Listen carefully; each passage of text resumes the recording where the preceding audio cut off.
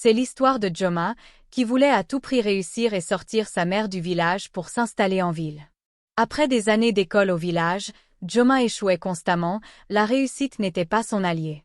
Un jour, tellement attristé par son sort, il décida de trouver une solution. Joma avait entendu parler d'une sirène dans le fleuve, capable de changer une vie grâce à une simple lettre. Il fallait que Joma écrive une lettre adressée à la sirène, y détaillant tout ce dont il avait besoin. Décidant de tenter sa chance, il prit un stylo, un papier et un œuf.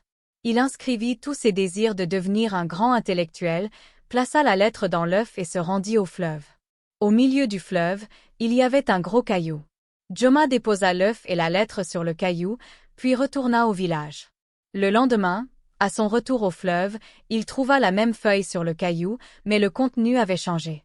La réponse de la sirène était inscrite. « Je vais t'aider et te donner tout ce que tu veux, mais en retour tu dois me donner ta mère. » Joma était déçu et effrayé par la réponse de la sirène. Il avait fait tout cela pour sa mère. Il retourna rapidement au village, perturbé, et n'en parla à personne. Le cauchemar de Joma commença alors.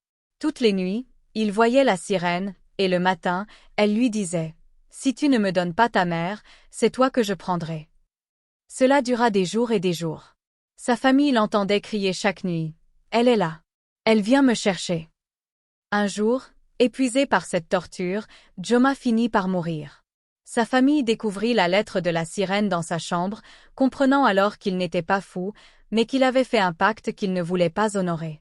Joma mourut en héros, car il avait refusé de sacrifier sa mère pour sauver sa propre vie. Cela montra son courage et son altruisme, contrairement à ceux qui auraient pu céder à la tentation. La morale de cette histoire est claire. Quand le diable donne, il reprend toujours.